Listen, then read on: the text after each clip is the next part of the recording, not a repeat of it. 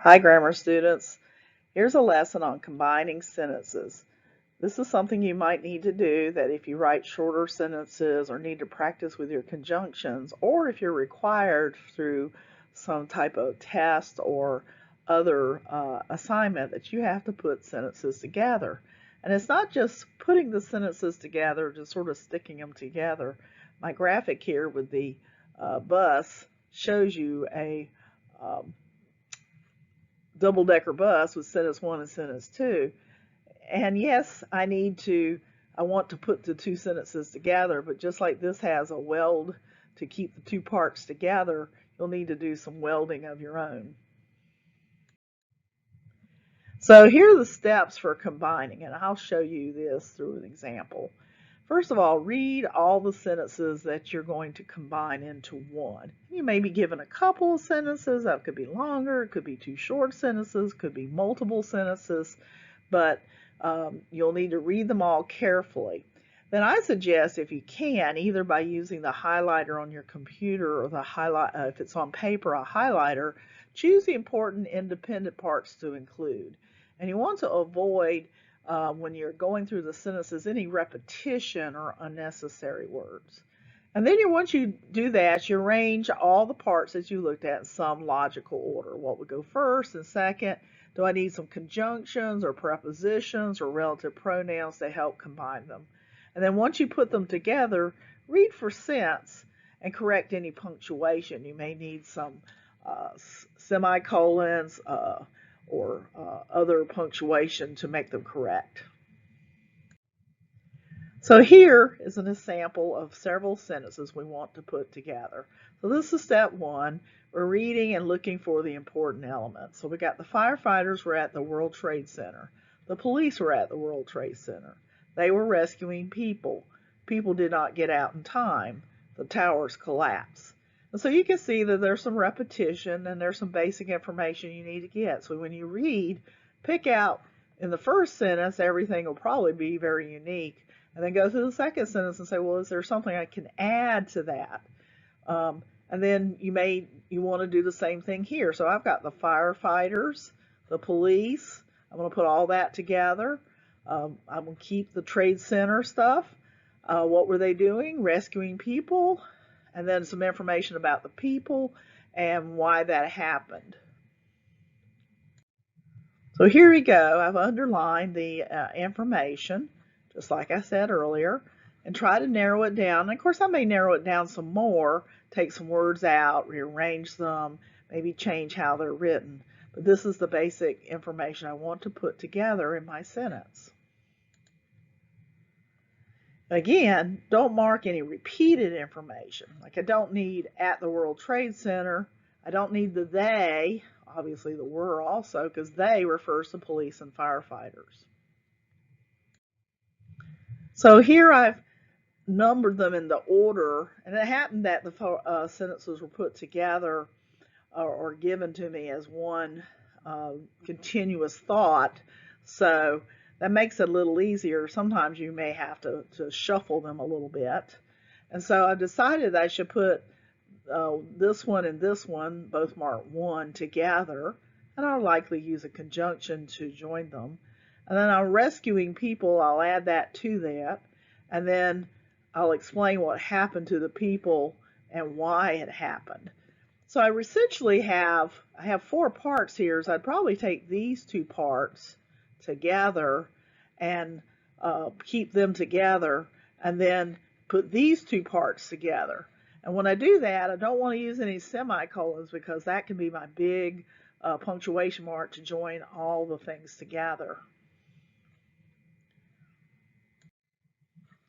So I put two pieces together, the firefighters and, so I use the conjunction and, police were at the World Trade Center.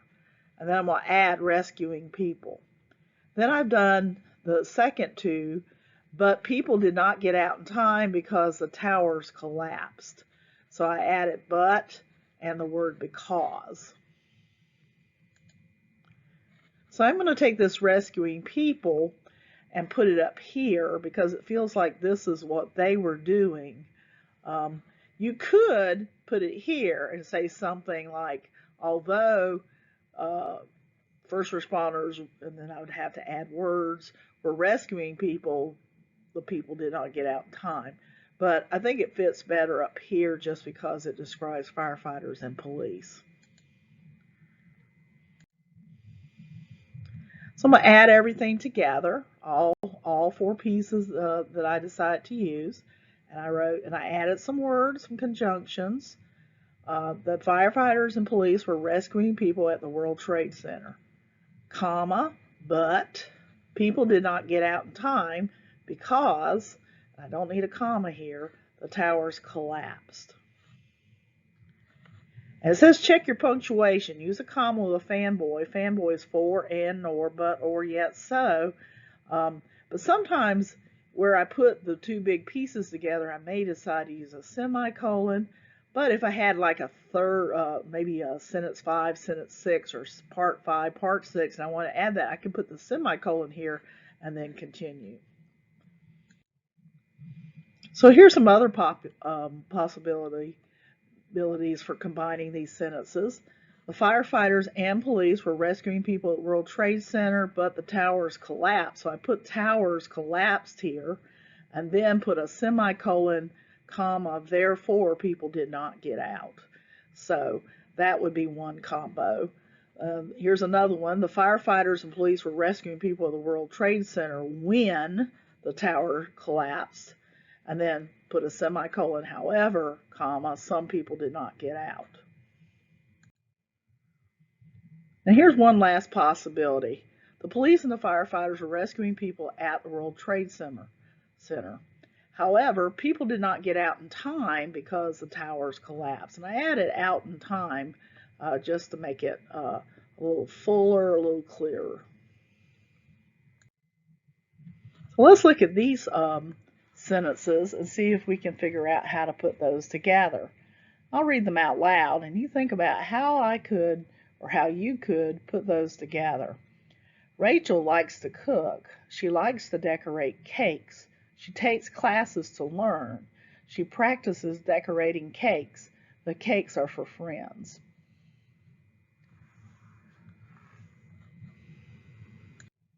All right, so these are the parts I would choose to put in my larger combined sentence.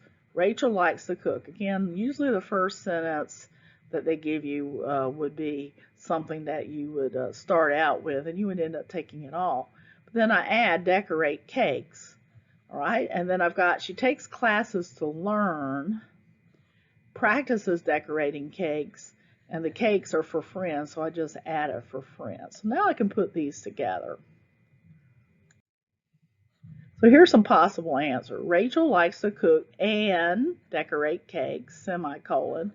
Therefore, she takes classes to learn, so she practices decorating cakes for friends. Now I use a semicolon here. It looks like I used two fanboys, and I did, but between them there is a larger conjunction that takes a semicolon, and that way I can actually use two fanboys in a row to join independent clauses. Here's another one. Rachel likes to cook and she takes classes to learn how to decorate cakes. That's a little clearer than maybe the previous one.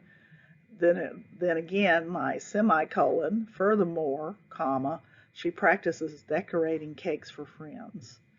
And then finally, I'm going to use two ands here, and as you may say, well, didn't you say not to use two in a row? But notice there's a semicolon in front of them. So I could do this. Rachel takes classes and practices decorating cakes, semicolon. She likes cooking and decorating them for friends. Thanks for watching this short lesson on combining sentences. And if you have some confusion about how to use prepositions or how to use conjunctions, I also have lessons on those. Here, one of my students, you can send me questions to my email, or you can post questions or comments in the comments section below. You have a good day.